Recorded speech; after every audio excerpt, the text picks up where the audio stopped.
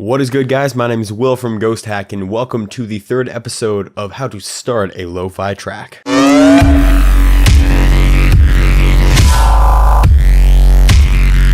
Alright, episode number 3. In the first episode, we went over the drums and we talked a little bit about the structure. In the second episode, we went over the melodic elements, and so far we have this right here.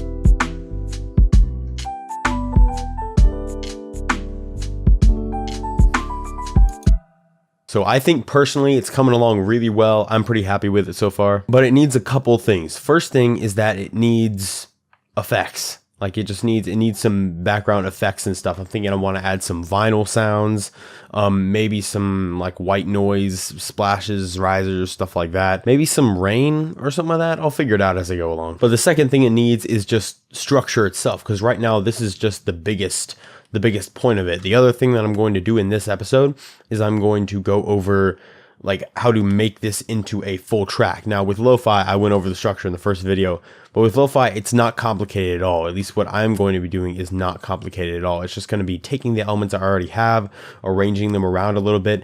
I may put other instruments in there just depending on how the track is going, but I just need to see where it wants to take me. So I know I definitely want to add vinyl noises, you know, kind of record player crackling, scraping, just the vinyl noises with nothing in the background. And fortunately, in the lo-fi hip-hop pack from Ghost Hack, there are plenty of these in the sound effects section. We have a ton of these vinyl noises. So I'm just going to take 6 because I think it sounds all right. They all sound very similar, but I can just take 6 and use that. All right, now I did add a couple of things to this. I have this EQ first off.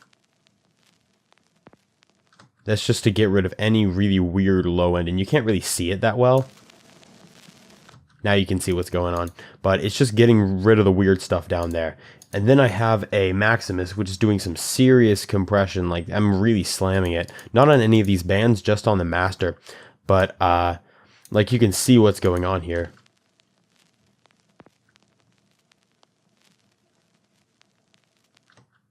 Like it's taking those peaks right there, those peaks that are jutting up above everyone else, and really slamming them down super hard.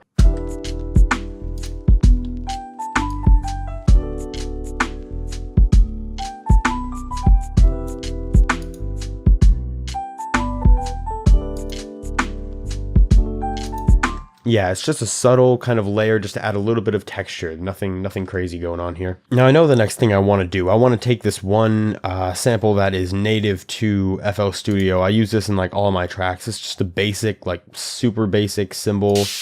Yeah, cymbal noisy right there. It's just a white noise, just a little splash. And it's really high, so I want to turn that sucker way down, like just a little bit, like 5% or something like that. Just turning it down really low like this, especially for lo-fi track. It should just add a little bit of splash. I also turned the out up a little bit so it didn't decay for quite as long. Just a little extra. Yeah, maybe a little louder than that. Yeah, just a little bit of air. And this splash deserves a pinch of reverb. So up the high cut a good bit, low cut, turn the damp all the way up so we get a really sizzly top end. Then we can just turn the wet up a lot. It's hard to hear, mainly just because it's so quiet, but it's adding more kind of tail and decay to the sound. Okay, now just like a couple minutes ago, I mentioned a rain sound, like adding rain sound effect. That's a very, very common sound effect in lo-fi, and unfortunately Ghost Hack does not have any samples like that. However, there are plenty of free samples on the internet and on YouTube. I have this little rain sound.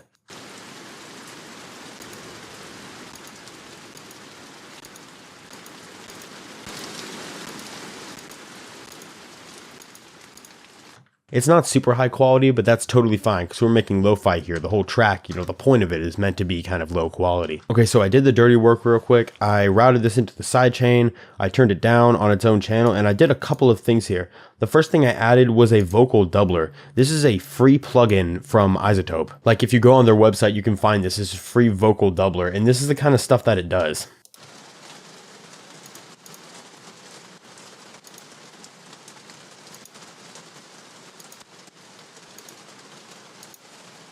it widens things around, and I can mess with this. I can make it close and kind of spread it out, or shift around phases different ways. I can adjust the amount right here. It's on just like around 80%, but I just put the vocal doubler on like this to give the range a little bit more spread. After that, we have a parametric EQ. Just taking away some weird frequencies and cutting out the low end. We have a Maximus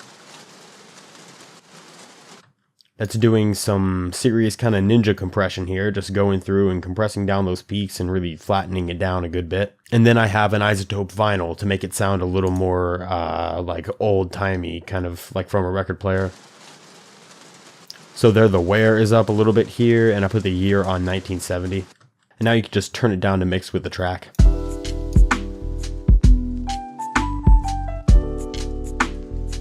Okay, and before I move on to structure, there is one last thing I know I want to add, and I'm going to use it somewhere in here in the song.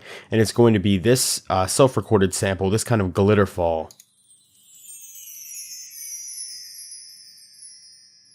So I'm just going to drag this guy in, and we're going to apply some effects. What I did was I first added a saturator. However, I am not using any of the drive or fuzz or any of the distortion. I just turned the stereo turbo up, and the stereo turbo is going to make it really wide. It's going to spread everything out and make it super wide. And I was just examining this right here with the stereo, the thing that the stereo turbo did. I was using this guy to kind of visualize it right here, and I ended up actually turning the width down a little bit. This saturator has a very strong stereo turbo knob. So what I wanted to do is just find a good spot in the stereo turbo knob, and then I could control exactly how wide it is with this knob. But this width knob right here is basically the equivalent of this. Like if I wanted to emulate this, all I'd have to do is maybe go like that, and then it would be fine. Then after that, we have a Maximus, tons of compression going on here.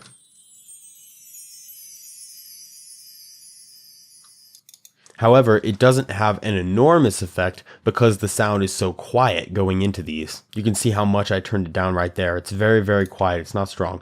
So the Maximus is just bringing up some of the really quiet ones and taking down the loud ones with this kind of curve. After that, a Fruity Delay 3. This is just doing a delay on normal kind of time. This is a typical delay you could add to a lot of things, but it just makes the whole glittering sensation decay a little longer. So now with the little glitter fall layer, we have this.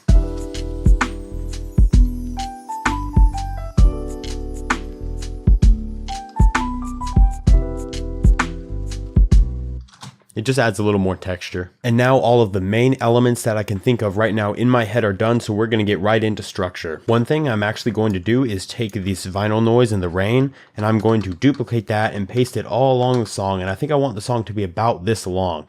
Now it doesn't look long because it's really not. That's just around 2 minutes long.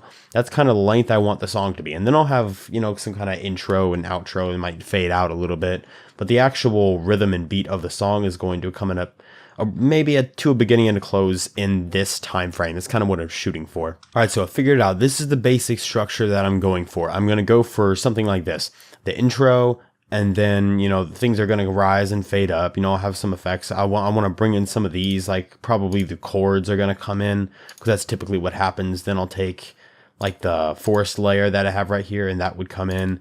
And then probably the chords. The chords will probably sustain throughout most of it. I probably won't take those out much. I may add some like filtering kind of effects to maybe bring them down and up, and like as far as like how loud they are.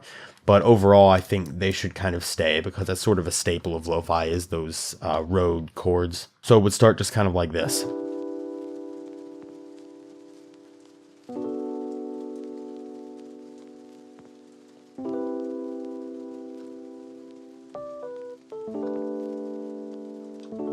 And then in comes the forest.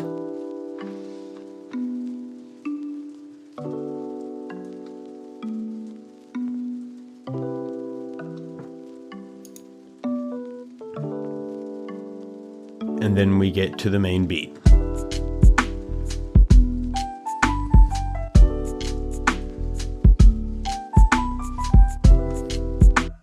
Now, obviously more has to happen than just putting down that. I'm going to add some more stuff in the intro to make it a little more interesting, maybe bring the rain up a little bit just to start out, and add some like background version of the melody so it just doesn't come out of nowhere. Same with the drums. I might add some sort of background, like really lo-fi version of the drums where everything's brought in a lot. There's no really high frequencies or low frequencies. I kind of telephone it, but that's basically what I'd like to happen. And maybe the melody can like fade out here too. And then after this plays for a couple bars, we go into a little break. And then I'll put some more, like, I'll find a vocal or something, maybe put some kind of interesting effect, just like maybe someone talking as kind of a bridge, and then maybe some risers or something like that, and it goes into this.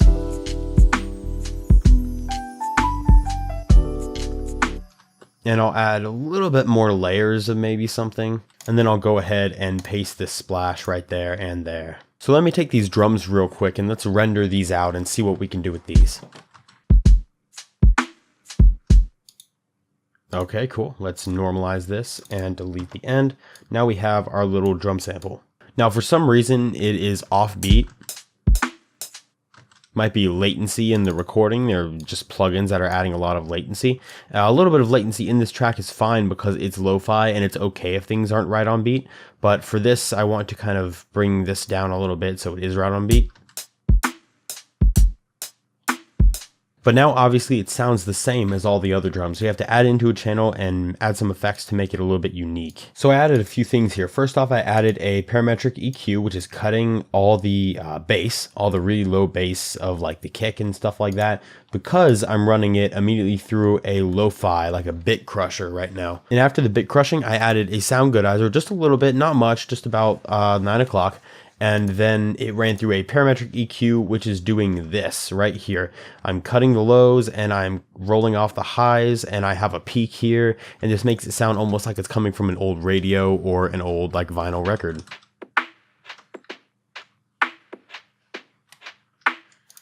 I also brought down the stereo a lot. There is still a little bit of stereo image because I didn't want the stereo image to come like crazy right as the other drums came in. But it's mostly gone. And I think I'm going to cut it out right around here. So I have room to add other things. Lastly, on this drum loop, I also think I'm going to add a touch of reverb.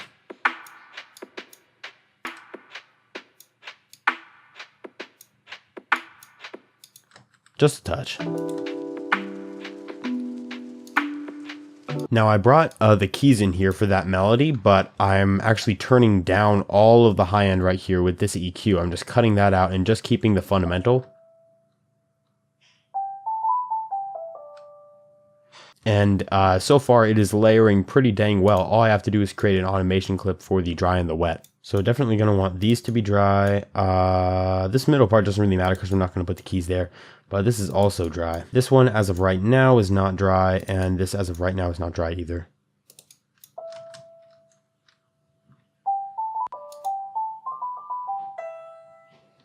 Yeah, there we go. Let's see how this mixes.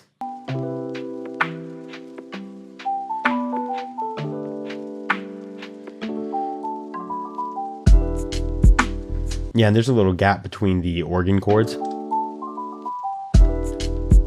On second thought, there's actually a part of me that does not want to use this mix level at all. Like if I just turn all this up all the way all the time.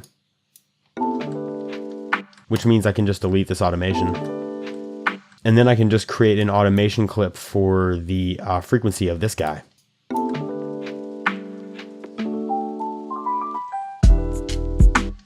Yeah, that sounds really good actually. I also want to create an automation clip for this rain right here because it needs to go up and down in volume.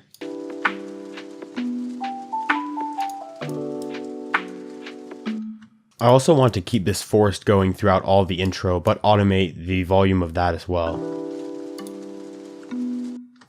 I'm actually going to do that through the dry wet of the reverb. I'm going to start out like this, and then slowly fade in. So here is the automation clip for that.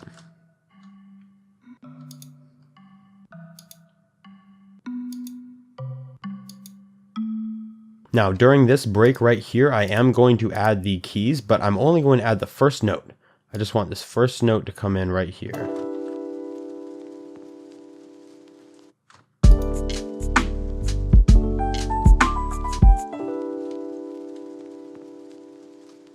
Which of course now the rain volume has to come up as well.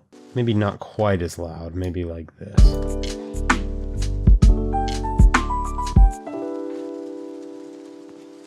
Now what I want to do is add a new instrument, but not how you think I'm going to do it. I think what I'm going to do is take just a piano,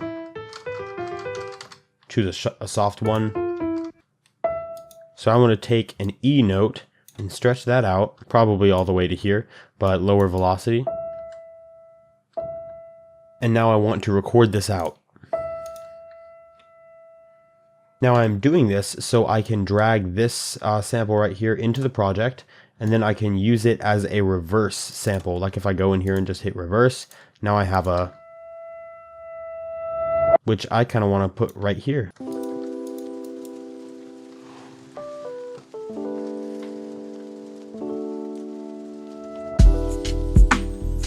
Next up, I want a subtle impact, just a really small impact.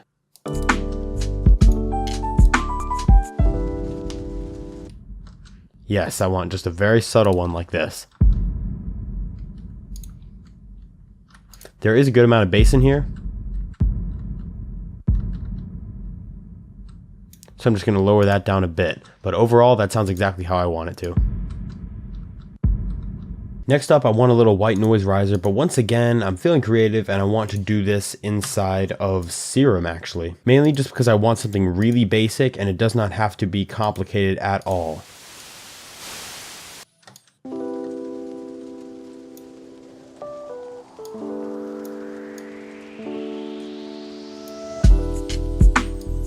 Alright, that sounds pretty nice. The next thing I want to add is actually another instrument. I made up my mind. I do want to add another instrument in this part. And it is going to be some kind of atmospheric pad-ish thing playing the chords. Alright, so the pad I decided on was this one. It is called Pad Xenomorph, and it is from the Essentials pack for Serum. My CPU doesn't like it because it's a ton of voices, but I can still use it. So let's run this through the sidechain, and let's add some EQ. Obviously, you need to cut out the bass.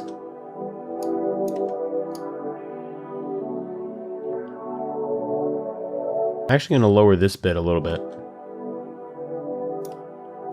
Other than that, I don't think much else needs to be done. Maybe I can just clean up the high end a little bit too.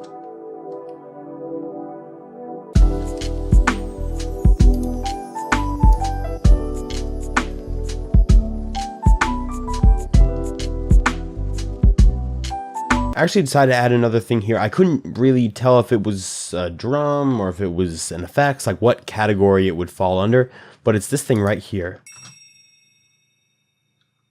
And then a lower version. And those are constantly just going to be kind of dinging in the background of this second bit.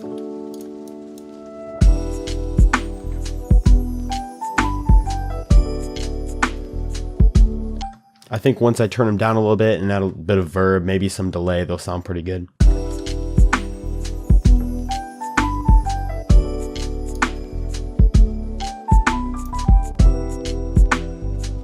The next thing I added was actually this old lightning sample that I found on my drive.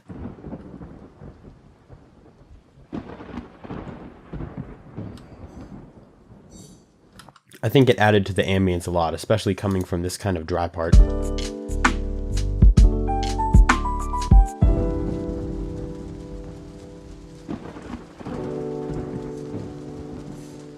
Of course, we have to make it more lo-fi. So basically all I did to this was add a little bit of EQ, take out the very low end and the very high end, and I added a touch of reverb. This may be just the default settings.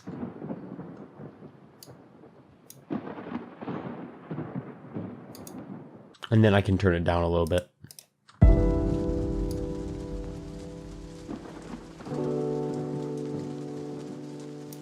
Right, and we're really close to being done here. All I want to do now is take this little loop and then render it and then, make it less powerful. And then I want to take this bandpass and slowly kind of raise this up to go like this.